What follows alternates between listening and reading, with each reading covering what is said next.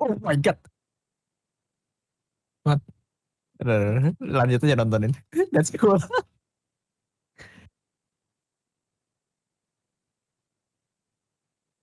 Tentu aja ada ininya. Ada apa sih? How do you call this thing? I don't know. Japanese chanting. Yo. Not that one. That's Suya Suya. That Naruto stuffs of the.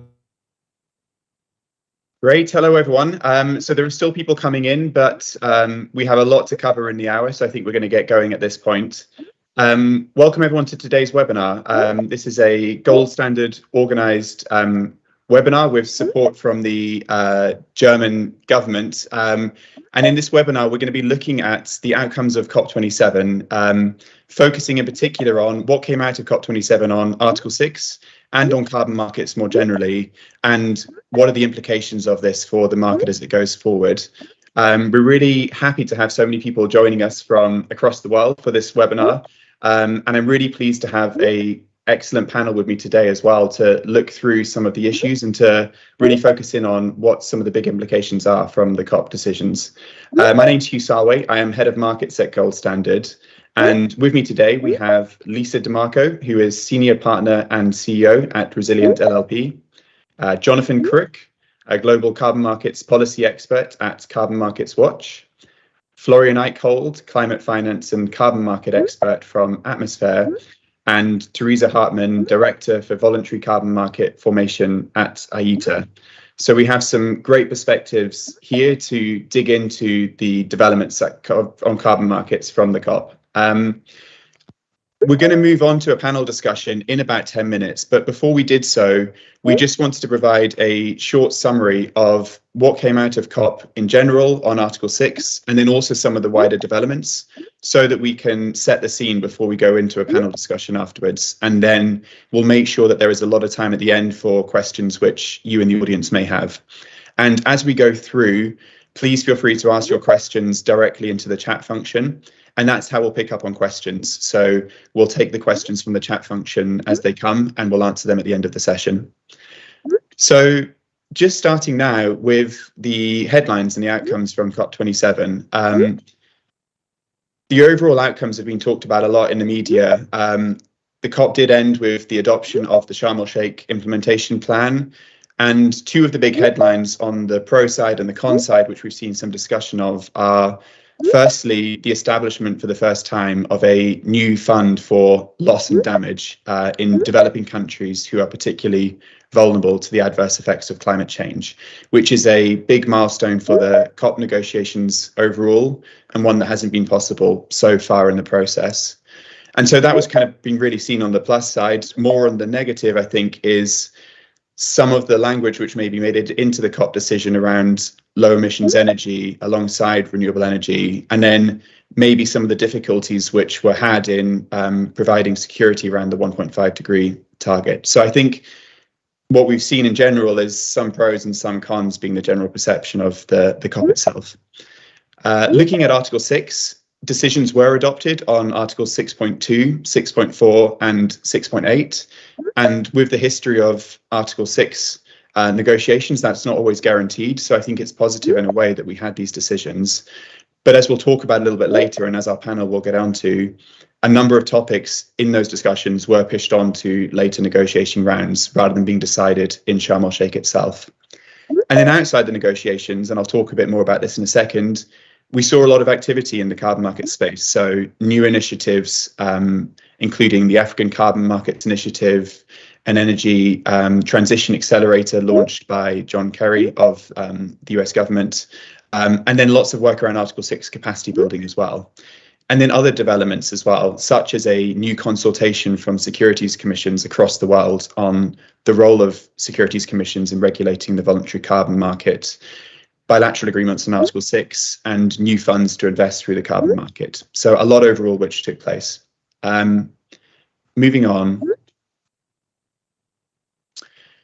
We're going to start with Article 6.2, and I think in the text itself, there is a lot of detail which is really important for the implementation of Article 6.2 and provides that next level of detail down from what we had in the COP decision last year. So there are important pieces of guidance on some of the more boring and functional stuff for Article 6 implementation, like the accounting and reporting database, technical expert review of information provided by governments, a voluntary forum for registry experts and administrators to gather and to provide kind of information sharing, and then some guidance on national registries as well and how they need to be set up, which was an issue which proved quite thorny in the negotiations. Alongside this, there were some other elements as well. So a request that the Article 6 capacity building programme for governments is sped up and that there's a real focus over the next year on the issues, the topics which are really important for getting things going on Article 6. And then something which I think we're going to come to a little bit more in the panel discussion on confidentiality and a provision which allows parties to keep information confidential on their Article 6 use and their Article 6 cooperative approaches if they describe the basis for this decision. And then I think a key theme which we'll sort of see coming through here is elements which were agreed and then those which weren't. And so there's a number of things which were moved into what's known as the work plan. So issues to be discussed and negotiated at a later stage.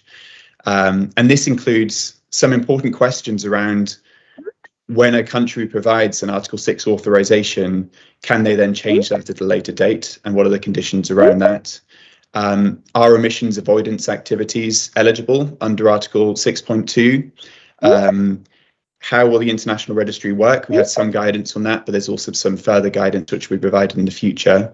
And then some more technical guidance around how countries should actually implement corresponding adjustments and how they should set the right trajectories. So a lot of detail was agreed, but some of the important political decisions left for later stages. Moving on. On Article 6.4, I think there was a pretty similar story. There was guidance which was included in the decision for how activities should transition from this CDM through to the Article 6.4 crediting mechanism. And there was guidance there around how their crediting period will work, how it will work for them to apply a new methodology under Article 6.4. And one of the things which I think is interesting in this is, if you look at the timings, I think there's going to be quite a lot of activity over the course of next year on CDM transition. So the deadline for projects to apply to transition is the end of next year. So there's quite a tight window for projects to start to apply for transition, and then over the few years after that, receive it from host countries. There was also information there about the fees for projects under the Article 6.4 crediting mechanism, so what fees they may face, the rules of procedure for the new supervisory body, and then something which we've got here at the bottom, but I think was one of the more significant elements which came out of the Article 6 text, and we'll get onto it soon. But the concept or a description of units which aren't correspondingly adjusted under Article 6.4 being called mitigation contribution units, and some description about how they can be used. And we'll talk about that with the panel in a few minutes' time. And then again, some elements were moved to the work plan. So whether emissions avoidance activities are eligible under Article 6.4 moved through to the work plan for next year. And then some important decisions about methodologies under Article 6.4. So in general, how existing methodologies can be revised, but then also questions about removals activities, which didn't really feature in the CDM. And so these are things which will be taken forward over the next year as well. Moving on to the next slide. And then there were some kind of other decisions which maybe aren't so relevant for some of those on this call. On Article 6.8, the final element of Article 6, where there was the adoption of a schedule of activities for non-market approaches, which is what Article 6.8 covers, as well as guidance for a new web-based platform, which will allow those who kind of want support and capacity building for non-market approaches to receive it from others. And then a short decision on the clean development mechanism, which provided clarity on what the clean development mechanism can continue to do until Article 6.4 is ready to receive requests for transition. And then also on the flip side from the other decision, how units can be transferred from this, the CDM through to Article 6.4. And I think, and maybe we'll talk about this a little bit with the panel as well in a few minutes. With the COP, I think there's often a focus on what comes out at the end, but sometimes it's interesting to look at what wasn't agreed but was proposed kind of over the course of the 2 weeks. And there were points in the time over the 2 weeks where we had some of these proposals on the table. Some of them may come back in the future, maybe part of the work plan, some of them may not. So there was a proposal that REDD+ results assessed and verified under Article 5, which has kind of been known sometimes as sovereign carbon recently, that these could be recognised under Article 6.2, and this was something which didn't make it through in the end. Decisions around whether authorisations of ITMOs can be changed once they're provided or whether they can't was another one. And then some of the other ones which you can see on this slide were also part of the discussion at some points but weren't ultimately agreed. And I think you can read these in two ways. It depends on the issue. Sometimes they're ones where maybe there just isn't enough support in the negotiations.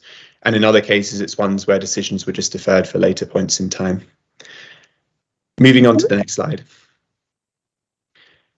I think it's really interesting to look at what happened outside of the negotiations as well at this COP. And I think a real step change from this COP versus last year's was that we really started to see some signs of implementation of Article 6 in the margins and outside of the negotiations themselves. So we've collected the different examples of bilateral agreements and partnerships that we saw coming out of the COP, although we may have missed some here. So we saw some examples of MOUs or kind of early signals of a willingness to partner with Singapore and Papua New Guinea, Singapore and Peru, South Korea and Mongolia.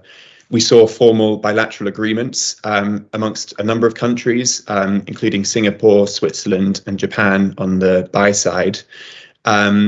And then importantly, we saw the first authorization of ITMOs under Article 6 between Switzerland and Ghana for a project promoting climate-friendly rice cultivation. And this is a really important milestone in the implementation of Article 6. And we hope that it's something which doesn't become a milestone in the future and that this just becomes a regular rhythm of authorizations going forward.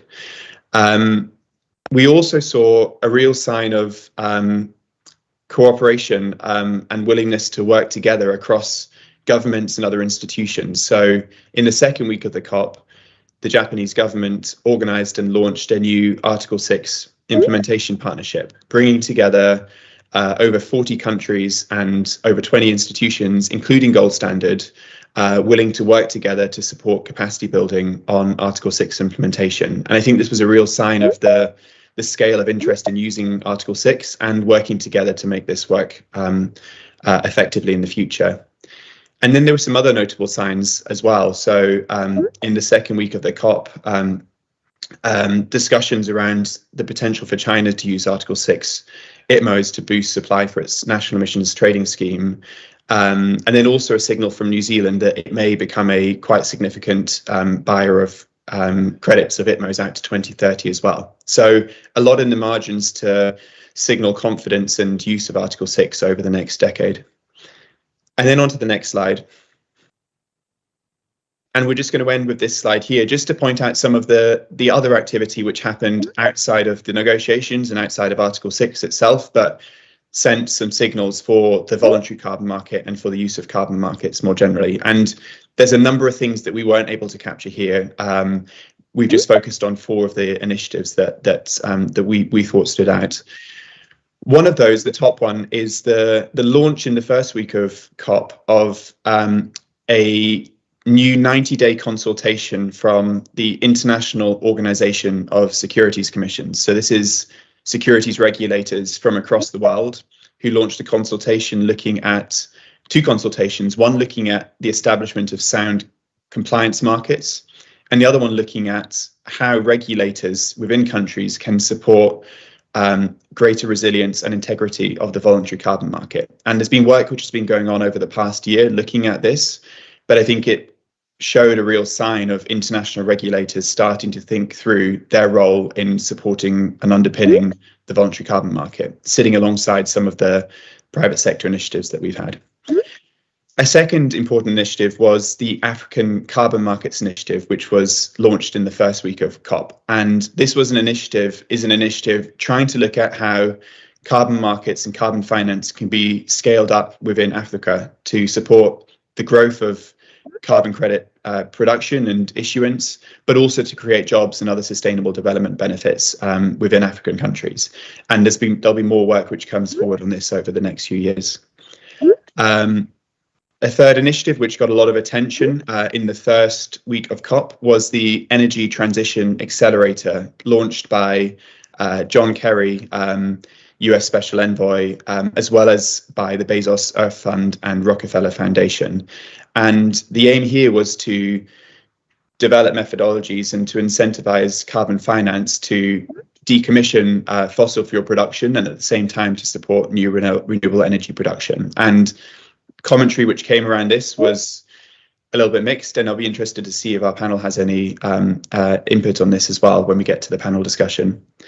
And then a final one, which we've included as gold standard, was involved in this, and we do see it as quite a significant development, was the creation on the final day of the COP, or near the end of the COP, of the Ethereum Climate Platform, which is a grouping of companies, institutions, and initiatives in the Web3 space looking to come together to address the historic carbon footprint of activity on Ethereum, the blockchain, which is a pretty sizable past carbon footprint. And so it's a pretty sizable and a pretty ambitious effort, which has been going to be going forward. And Gold Standard is really pleased to be partnering with them to look at how this can be done in a way that signals higher ambition and is done in a responsible way.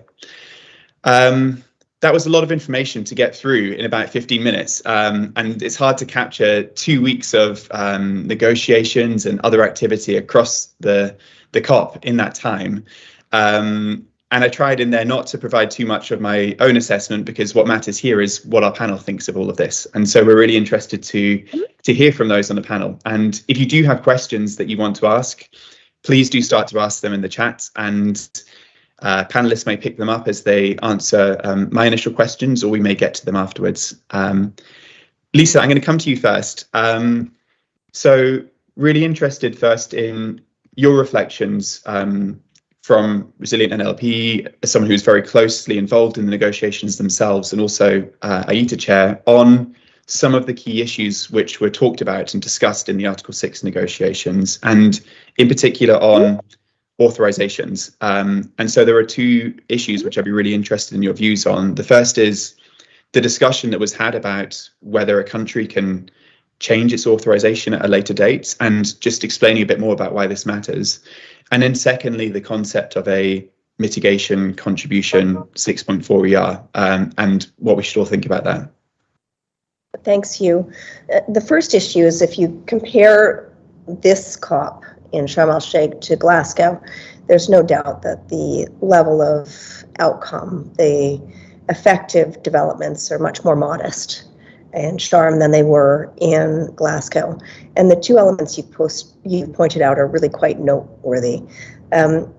There were a number of parties led by the like-minded developing countries, predominantly the oil and energy producing nations, but joined by the Africa Group, that were really pushing for wholesale ability to revoke. And that's how the language started out.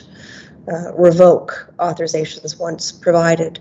And the term authorization wasn't uniformly understood to be the same thing by all parties. In fact, the EU really highlighted that when we speak of authorizations, we're actually speaking of three things. The first is the agreement between two parties to enter into a cooperative approach. And we would call that an agreement, but some people call it an internal authorization of the countries in question. The second is the authorization of the ITMO itself. And that's really important, Hugh, and that's like our currency. Once we have an ITMO issued, it's like a dollar bill being printed. You don't want parties to have the ability to rip it up, unless, in fact, it's a counterfeit dollar bill. And some parties were arguing quite strenuously, again, LMDC and the Africa Group, that they had full sovereign authority to be able to revoke those ITMOs once issued. And the last element is the authorization of participating non-state actors. And in that regard too, unless there's fraud or some associated contravention of the terms and conditions of the authorization, we really don't want to see those revoked. The final text has bumped that issue, determined as changes to authorizations. We really are talking about revocations there, or the parties that are pushing it are talking about revocations into a work plan that will be discussed over the next year. And very, very importantly, there are some comments that will be sought from the private sector out to March 15th, 2023. And I would actively encourage all of your members on this call, all of your stakeholders on this call, to really push the points that the private sector will not respond. You will not mobilize the finance and investment that you need to mobilize if in fact authorizations are revocable. There's also a sub-issue as to timing and when they're given, with many entities wanting to wait until the very last minute, until they're used to provide the authorization.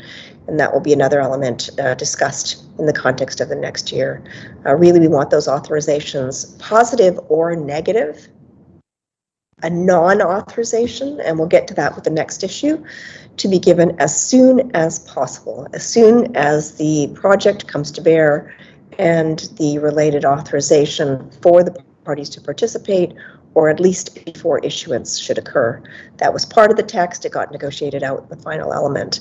And you spoke of the issue around the new term, because it's carbon, we need a new acronym, MSERS, Mitigation Contribution, Article 6.4, Emission Reductions, otherwise known as unauthorized emission reductions. And there was a prevailing presumption among the westernized negotiators that because there was a positive list of what constituted an ITMO, nothing would be internationally transferred if it didn't fall within the definition of an ITMO.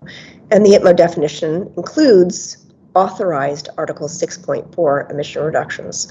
Well, there was no commensurate prohibition from transferring international units in that list.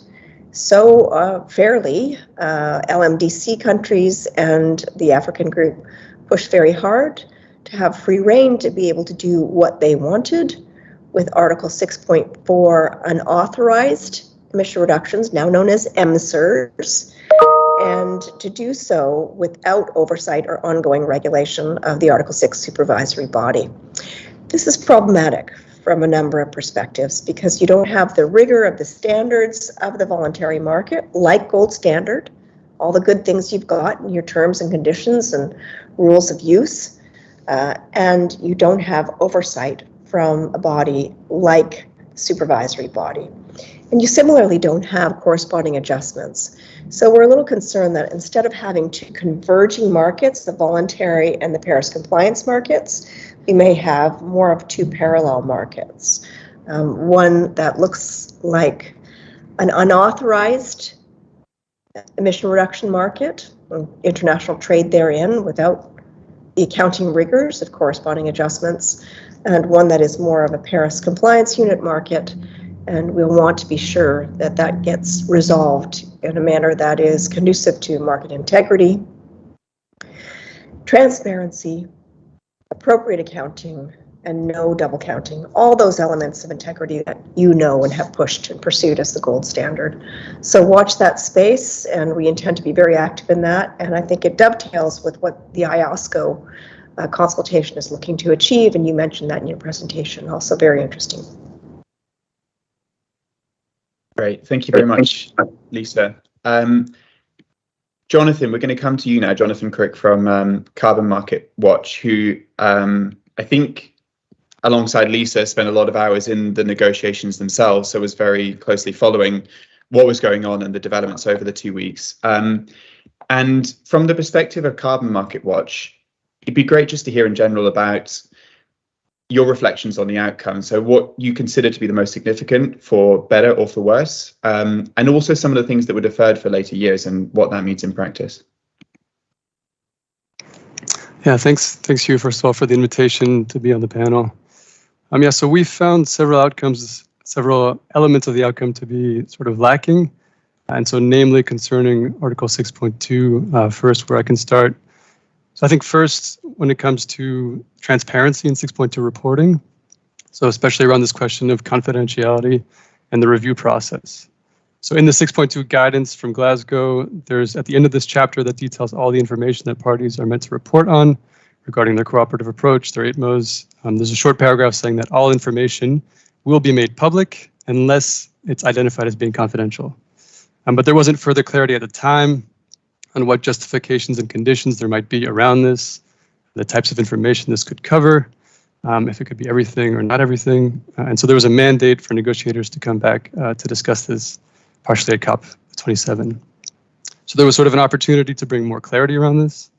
But unfortunately, this is not what happened, and we actually kind of see the opposite outcome happen. So the agreed text is quite ambiguous still, keeping the ambiguity from Glasgow, essentially saying that a country may designate information as being confidential, but there's no limits that are imposed on the types of information that this could cover. And so this means that potentially a country could consider that all its information is confidential about its cooperative approaches, about its ITMOs, etc., which would then not be made public. And in addition, and you alluded to this, Hugh, but countries don't actually need to justify why they're designating information as being confidential. So there'd been quite some debate on this and back and forth. And at one point, the texts read that countries shall justify why information would be confidential. But in the end, this text ended up being that countries should justify. So now there's a situation where not only could a country, if it wanted to, decide that all information it reports is confidential, so it wouldn't be made public, but it could also do that without providing justification for the reason for that. And so I think, of course, it's in countries' best interest to be transparent about 6.2, in part so that there's trust in the mechanism. But the risk here with the text that's been adopted is that if countries want to be fully secretive, they can. And so this information still will be reviewed, right, by the expert review team, even if it's confidential. But the outcome also kind of stripped this review team of any meaningful authority, I would say. So specifically, the review has to be facilitative, non-intrusive, non-punitive. I think it's also shall not make political judgments. So these things can be interpreted very broadly and limit quite a bit what the actual review team can do. And they're not actually meant to review the underlying cooperative approaches or activities or ITMOs themselves. So overall, this kind of weakens quite a bit the review process. And it means that there might not be potential consequences from the review process if there are recommendations that are flagged. If these are ignored by a party repeatedly, what are the repercussions? These aspects are not very clear here. And again, this is problematic because this is kind of the only sort of real third-party check on Article 6.2 in the sense that otherwise it's quite general guidance on environmental integrity, on additionality, safeguards, that sort of thing. And these can be interpreted quite differently by countries. So there will be a bit more work on this confidentiality issue as well as on inconsistencies for next COP. But the risk here is that the text agreed already sets a poor precedent that it might not be possible to go back on. And I think if I can quickly speak to Article 6.4, I'll be brief. I think I would speak to the same question that you asked, Lisa, about the mitigation contribution unit. And I think this is actually one aspect where the outcome could have positive potential in the sense that, in effect, this amounts to sort of a formal recognition from the UNFCCC of the contribution claim. I think this is something that many actors have been calling for many years, including ourselves. And I know Gold Standard as well has been calling for this in the form of an impact claim. And this is kind of an endorsement of this claim in a way. And so I think this sends a clear message to the voluntary market that carbon credits should not be double claimed, even if it's for voluntary uses, and that a traditional offsetting approach really isn't appropriate when there are better alternatives that exist. In the name of first retiring credits without making offsetting or compensation claims, sort of as a way of channeling results-based climate finance and communicating along those lines. So that's sort of a more robust, accurate, and transparent way, and I would think is the way ahead. And I think some will say, right, that the text is not so prescriptive at Sharm el-Sheikh on this, and that it's not a claims guidance per se. But that's not really so surprising because it's not possible for strict claims rules to come from the UNFCCC, since there wouldn't be authority for them to regulate those claims. And I'd say that the outcome here is actually sort of as prescriptive as a UNFCCC process can be regarding the claims side. So it's no accident that the text refers to these as mitigation contribution units, that they say it's eligible for results-based climate finance, and that they further specify that the point is to support emission reductions in the host party. So yeah, and there are further elements regarding the definition of removals and sort of methodological principles that the supervisory body will be addressing in the future. But anyway, I'll just leave it at that for now. Yeah, great. Thank you. And Lisa, I know you have to leave before the end of the course, so we'll come back to you now to respond. I think you wanted to respond. Yeah, there's some really tricky wording in there, and there's a point that I really want to make. They're not limited to use in the host country.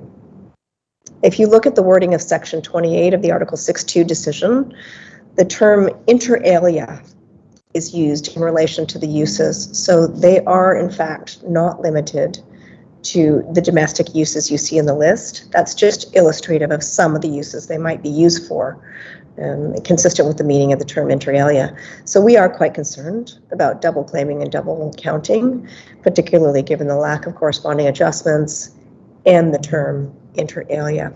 And that was a very hotly negotiated concession between the parties. So watch that space, and I expect there'll be need for further action from real integrity-based standards like the gold standard. Okay, thank you, Lisa. Yeah, Jonathan, over to you, and then we'll go on to Florian. No, just to say, I agree that the inter alia is opens it up to further potential uses which are problematic, which I would disagree. Yeah, I would say that it's not a good thing. But I would say that this is where it comes to the buyers themselves to use a responsible claim regarding these credits. But anyway, I'll leave it there to not take too much time. Great, thank you. Florian, coming to you now, and I think this is a good topic to segue onto you for, because Atmosphere has done a lot of thinking about this and about responsible use of credits in the voluntary carbon market. Now we're in the Article 6 context. And I know that you're also looking very closely at Article 6.4, how that develops, and sitting patiently through some of the supervisory body meetings as well. So I'd be really interested in your reflections from the COP, and as working for a project developer, how you see this and whether this provides the signal which you need across the board. Yeah, thanks, Hugh, for this invitation and this interesting discussion.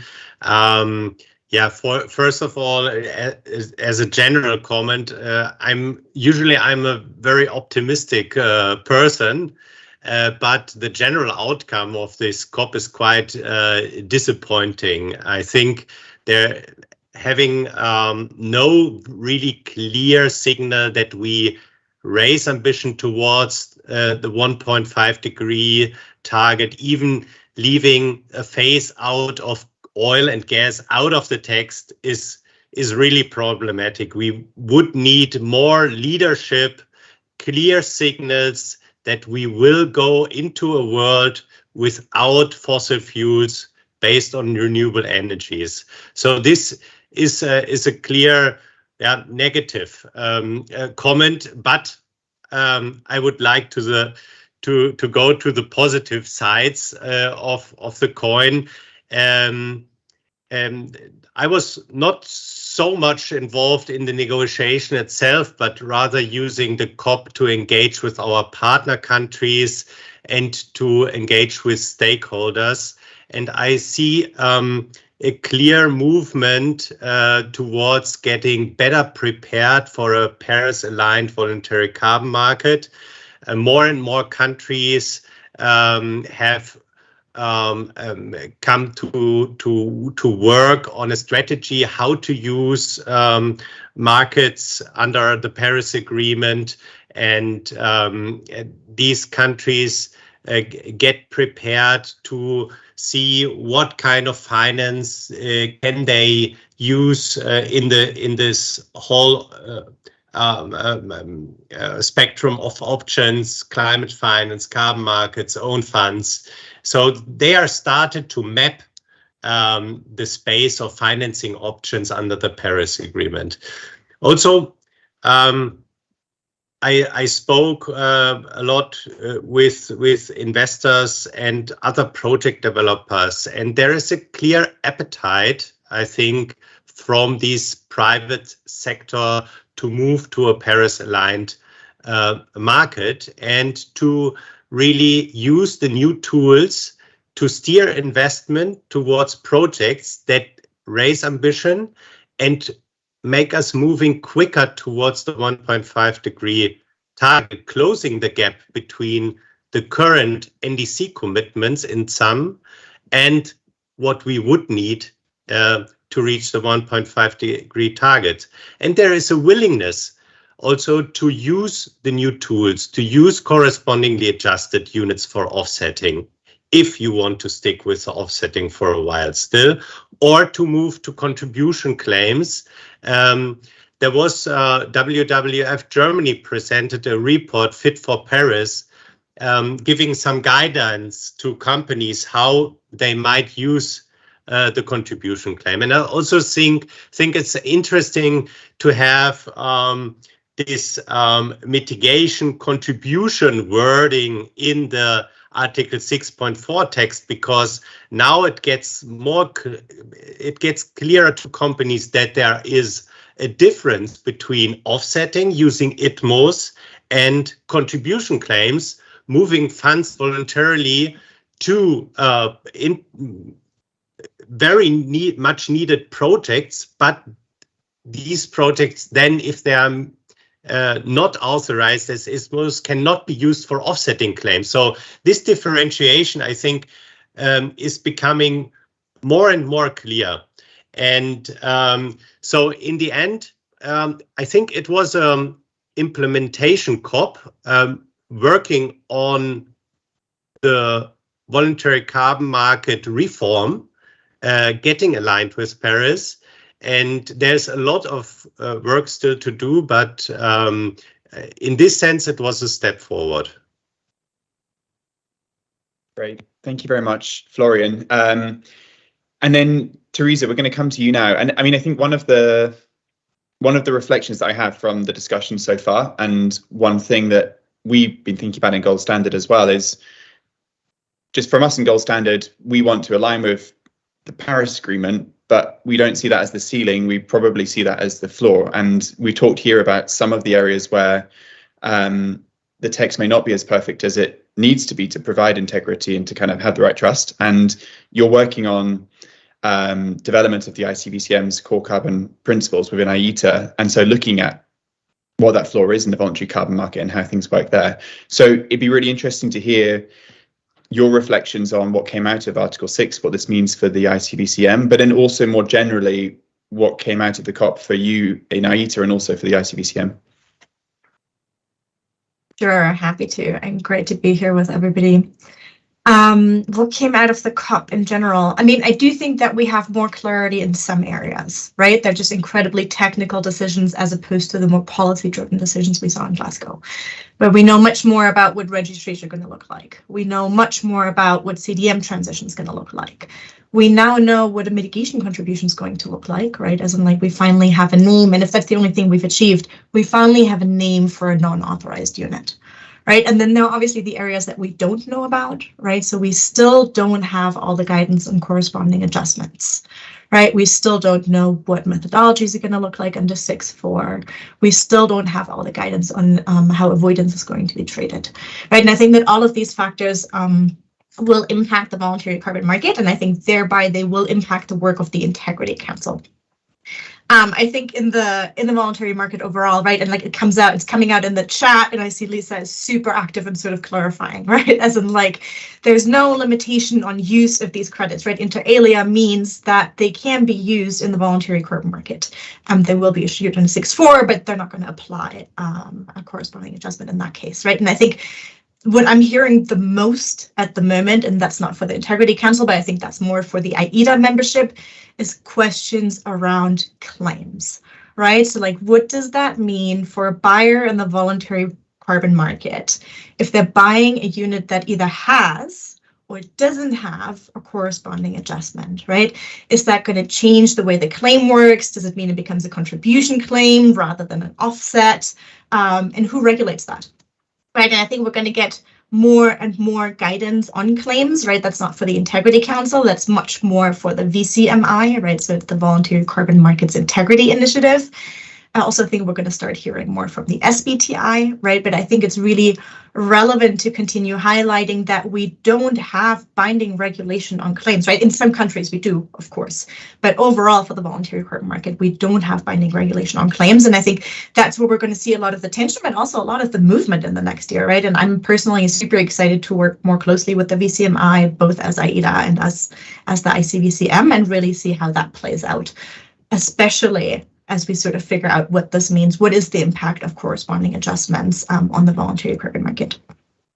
I think your other question was sort of more around, like, what does this mean for the ICVCM, right? And I'm sure that many of you, if not all of you on the call, saw the public consultation that went out earlier in the summer, right? And there were 3 elements that we had up for public consultation on Paris alignment, right? One was share of proceeds, the other one was OMGE, so overall mitigation of global emissions, and the third one was corresponding adjustments. And the question there for the Integrity Council was really, if the Integrity Council is trying to issue a framework and a label, right, a core carbon principles label for what does a good credit look like, should that include share of proceeds, OMGE, and corresponding adjustments? I can't tell you the outcome, right? As in, like, the board has not shared their decision publicly on all these issues, but I think we can share a little bit, right? As in, like, I think we're, and maybe speaking more as AIDA than the Integrity Council, right? But like, it's difficult to require a minimum quality threshold on something that we can't currently implement, right? So like, as long as we don't have complete market infrastructure for corresponding adjustments, it's very difficult to require that for the time being, right? And that would be the AIDA position towards the ICVCM. But certainly over time, that's going to evolve, right? And I think the way that the ICVCM is going to operate is that there's going to be continuous improvement cycles. So as we learn more about guidance on corresponding adjustments, and as we see how the market is responding and buyers are responding to corresponding adjustments, I do think that there will be evolutions in the guidance that comes out of the ICVCM.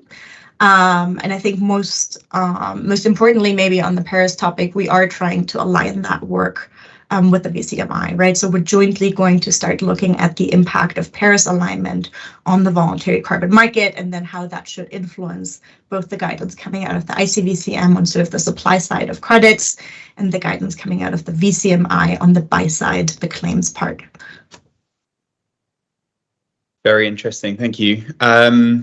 Okay, so we're going to turn now to questions which we've got in the chat. I know Lisa has to drop off in a couple of minutes' time, so Lisa, whenever you need to go, please feel free to. And thank you very much for this, and thanks for being our question administrator in the chat as well. It's been very helpful. I mean, a lot of the questions that we've had in the chat are around mitigation contribution units and their uses, and we've addressed. We talked about that quite a lot. So there's some other questions that I wanted to get to first, and then maybe we'll come back to this afterwards. One question, Florian, that I want to address to you is around demand for units from former CDM projects. So there's a ability to transition CDM projects through to the Article 6.4 mechanism.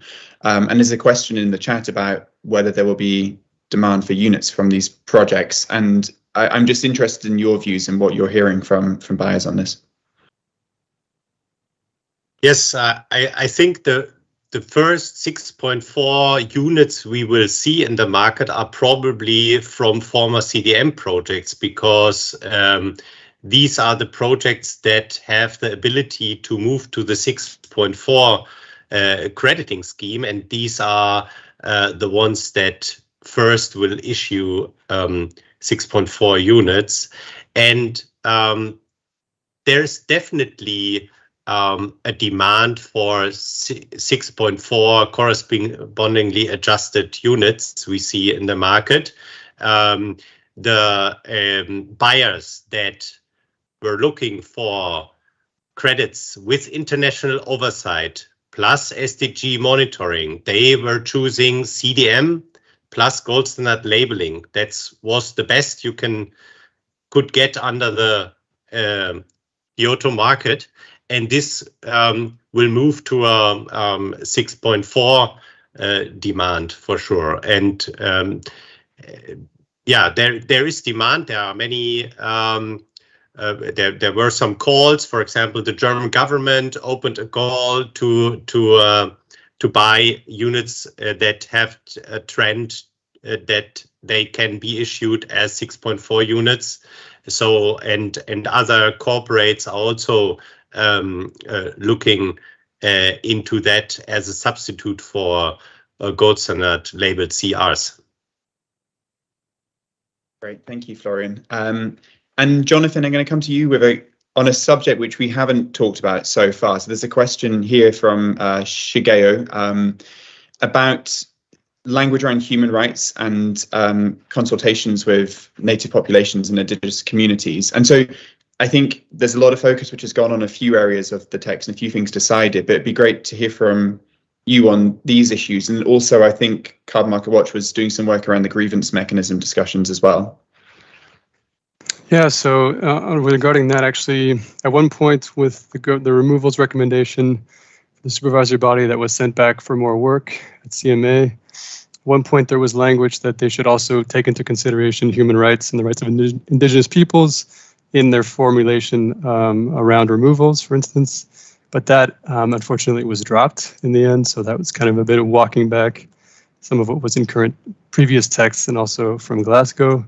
But I think here, yeah, what you mentioned about the grievance mechanism is really something that's crucial, that there needs to be sort of a robust and clear grievance mechanism in place in 6.4 before any projects are registered or credits are issued, because it's a fundamental right to have a right to redress in case local communities or others might be negatively impacted.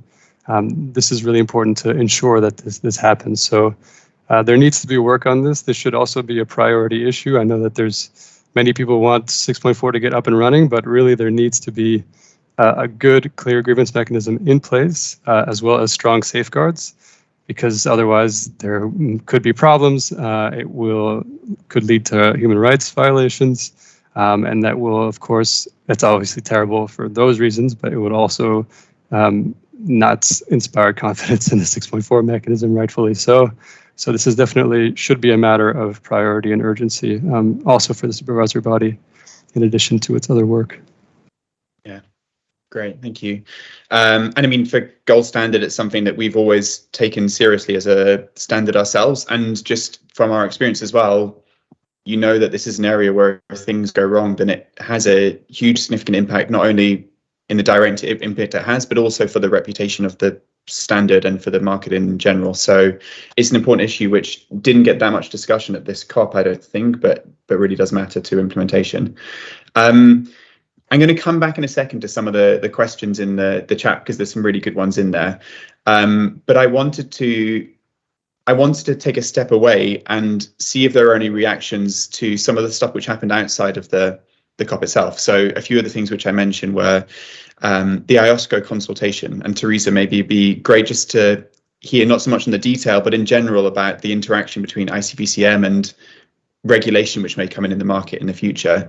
And then any reactions as well on the Energy Transition Accelerator launched by John Kerry, the African Carbon Markets Initiative, some of these other initiatives looking to drive finance into the market. But Teresa, maybe back to you first.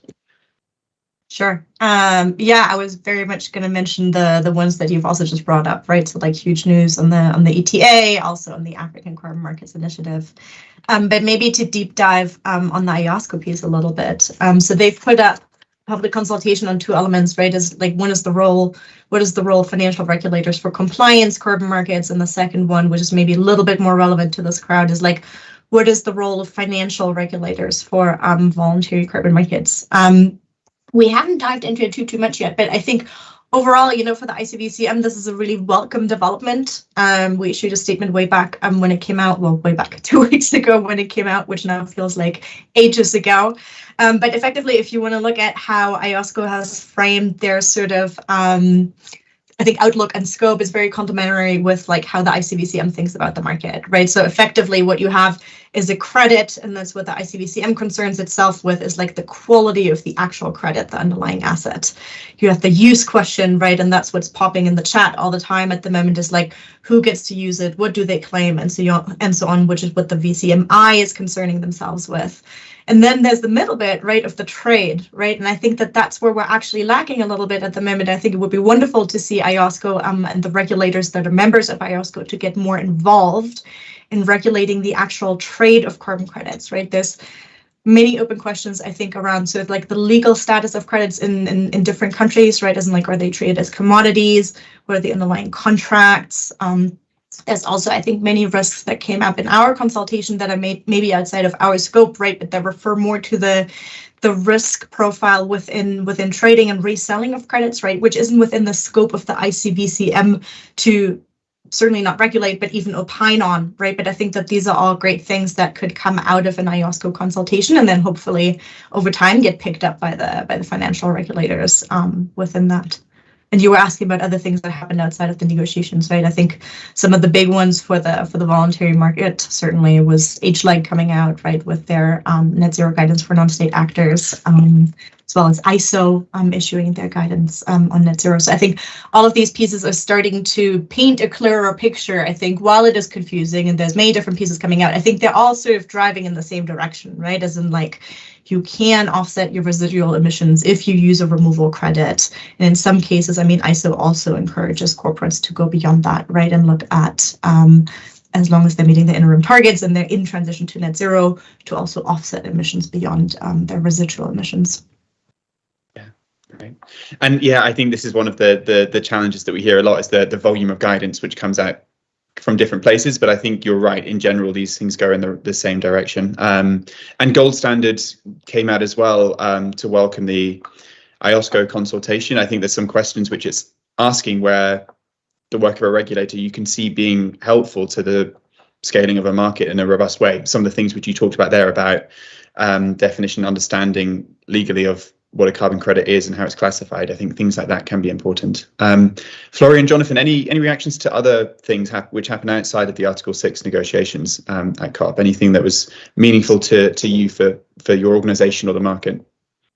Yeah, maybe a short comment, if you mind, Jonathan. I go first. I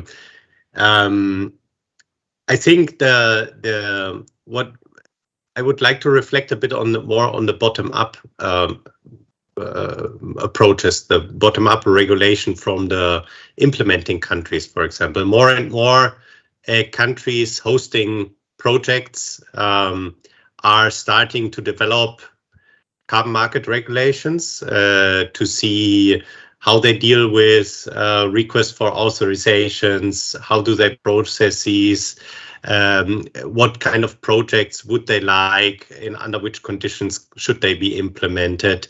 There is, it is currently very difficult for project developers to navigate through this jungle of bottom-up and top-down regulatory approaches. Probably here are many project developers in this call, and I just wanted also to mention on their behalf the difficulties project developers are facing. We had many discussions with project developers, seeing a bit the disconnect between the international regulatory process and the project reality and the reality of the market that is investing today in projects that should produce products and services under these markets. So we have to be aware, I think, that we are operating with regulation here in a market that is ongoing, with channeling finance towards decarbonization, and we should be aware that we try to support these developments as best as we can while keeping integrity high. Great, thank you. Jonathan, anything from you before I come to a final question? Yeah, I would just, so I could speak quickly to the Energy Transition Accelerator. I think there's still, it's hard to have a firm view on this because there's still a lot of questions on several points. And it seems like there's kind of still in a testing phase of ideas and that there'll be further engagement. But I think, so some aspects that could be more positive is including a 5% share of proceeds for adaptation. It seems like would be part of this, excluding fossil fuel producers as well from the initiative from being able to purchase credits, from what I understood. But there's still also, I think, a lot of questions that are unclear. So regarding who would be certifying sort of these credits, because, for instance, if it's tied to renewable energy projects, right? I know that Gold Standard and also Verra don't register new projects unless it's in the specific circumstances due to concerns around additionality. So there's still also some unanswered questions about how these units would be used, if there would be corresponding adjustments attached. While there is a mention of share of proceeds for adaptation, it doesn't seem like there's a reference to OMGE, which we would think should be in there. So there's still quite a few questions, I think, and some uncertainties there. Yeah. Yeah, great. So there's been, what's been very helpful during this conversation is that there's a lot of dialogue going on between participants. So there's a lot of questions we haven't been able to answer, but they've been answered as we go through, which is really good. And I think on the Gold Standard side, we'll produce something over the next few days which tries to unpack some of these issues a little bit more. I guess I just wanted to come back to everyone for one last minute with a final wrap-up question, just to understand what you see as the most important things that could happen to provide some of the clarity which we need over the next 6 months. So what can provide the clarity either within the Article 6 discussions on the issues which matter or outside? We've talked about the role of the ICBCM and other elements as well and about claims, but I'm interested in what matters most over the next 6 months. What do we really want to see coming out of this COP? So who wants to go first?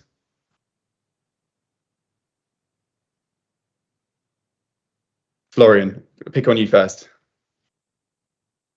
Well, this is a very difficult question, but it's good. It's a good question to prioritize.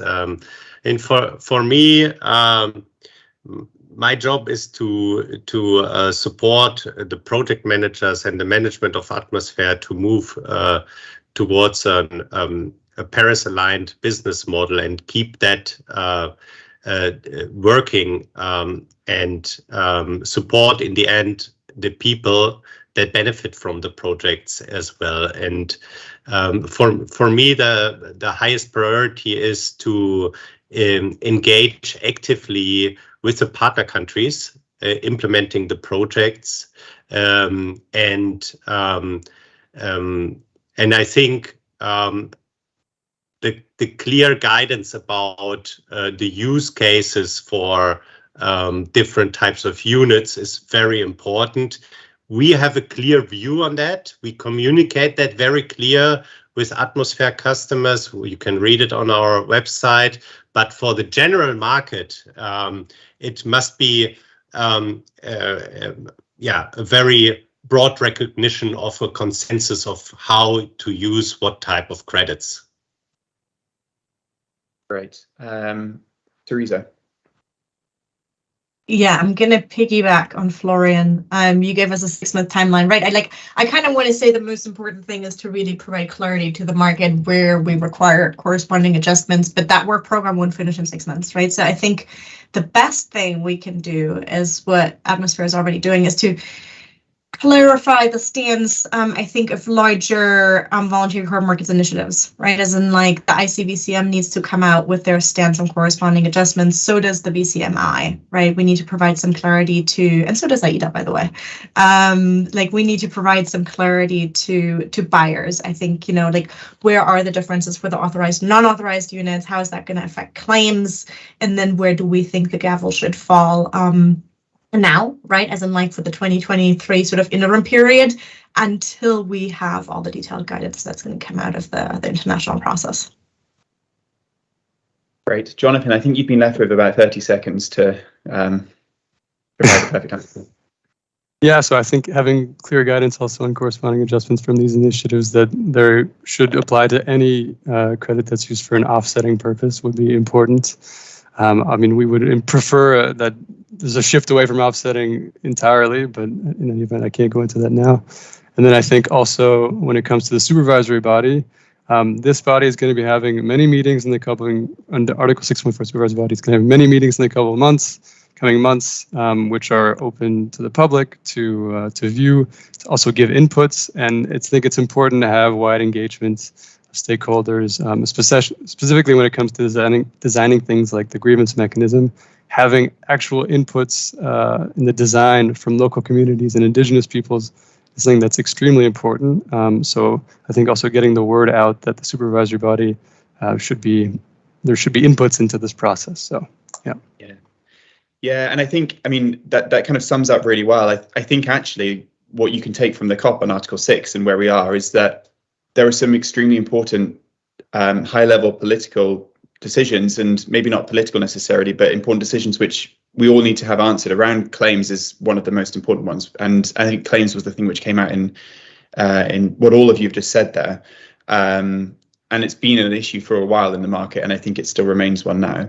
But then at the same time, if you look at the Article 6 text, there was a lot in there on implementation, a lot of detail about how these things can be implemented.